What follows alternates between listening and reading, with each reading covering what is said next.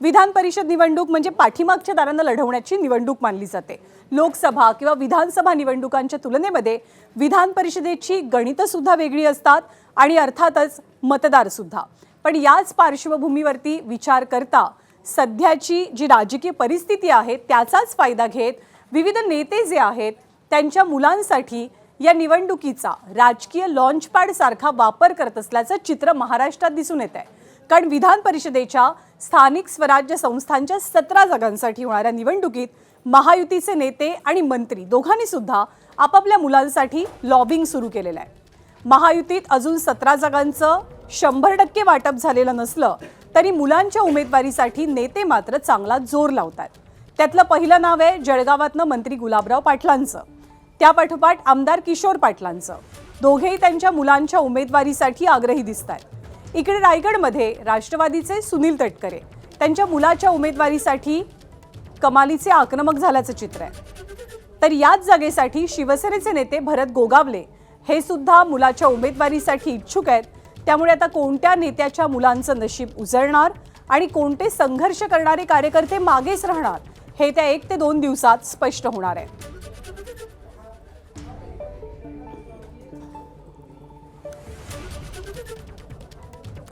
दरम्यान कोणकोणते नेते आपापल्या मुलाच्या उमेदवारीसाठी इच्छुक आहेत, आग्रही दिसतात त्यावरती एक नजर टाकूया।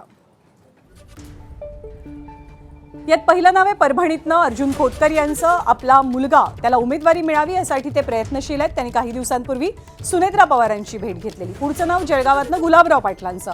आपल्या मुलाला तिकीट मिळावं असा आग्रह त्यांनी धरलेला आहे। पुढचं नाव शिवसेनेचे आमदार किशोर पाटील हे सुद्धा आपल्या मुलाच्या उमेदवारीसाठी इच्छुक आहेत जळगावातनं। रायगडमध्ये सुनील तटकरेंचे त्यांचा मुलगा अनिकेत तटकरे यांच्यासाठी जोरदार प्रयत्न सुरू आहेत। रायगडमधनं शिवसेनेच्या भरत गोगावलेंचे सुद्धा प्रयत्न आहेत विकास गोगावले यांच्यासाठी। तर रायगडमध्ये एक प्रकारे तिहेरी संघर्ष आहे, कारण रायगडच्या जागेवरती मुलगी जुईली दळवीला उमेदवारी मिळावी म्हणून शिवसेनेचे आमदार महेंद्र दळवी हेही आग्रही दिसतात। त्यामुळे रायगडमध्ये शिवसेनेमधनंच 2 क्लेम पाहायला मिळतात। ते एक क्लेम आहे राष्ट्रवादीमधनं। ठाण्यातनं बहुजन विकास आघाडीचे क्षितिश ठाकूर शिवसेना किंवा भाजपसोबत हातमिळवणी करून विधान परिषदेवरती जातील अशी चर्चा आहे। दरम्यान मुलाच्या उमेदवारीच्या मागणीवरती शिवसेनेचे नेते आणि मंत्री गुलाबराव पाटील आणि शिवसेनेचे आमदार किशोर पाटील यांनी काय म्हटलंय ते सुद्धा पाहूया। मागणी करणं हा कार्यकर्त्याचा हक्क असतो किंवा पक्षाचे लोक मागणी करत असतात, पण शेवटी निर्णय झाल्यानंतर सगळ्यांना तो निर्णय मान्य करायचा असतो। आपण म्हणत असाल की जळगाव जिल्ह्यामध्ये आम्ही मागणी केली, प्रतापने मागणी केली आहे किंवा किशोरप्पाच्या मुलांनी केलं, आणखी कोणी तिसराही मागणी करेल। मागणी करणं काही पाप नाही आहे। मला वाटतं की त्यांनी मागणी करणं हा त्यांचा हक्क आहे।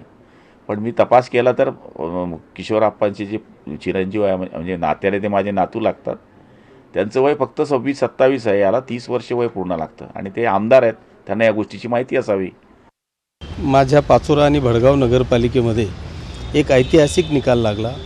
मी भाजपच्या विरोधात शिवसेनेने तिथे इलेक्शन लढलेलं आहे आणि एक ऐतिहासिक विजय तिथे मला प्राप्त झाला। दोघंही नगरपालिकांमध्ये शिवसेनेचे नगराध्यक्ष प्रचंड मताधिक्याने निवडून आले, नगरसेवक तेवढ्या मताधिक्याने निवडून आले। त्याच्यामुळे निश्चितपणे साहजिकच खालच्या कार्यकर्त्यांना किंवा शिवसैनिकांना वाटतं की माझा चिरंजीव सुमित याला पण विधान परिषदेची उमेदवारी मिळावी।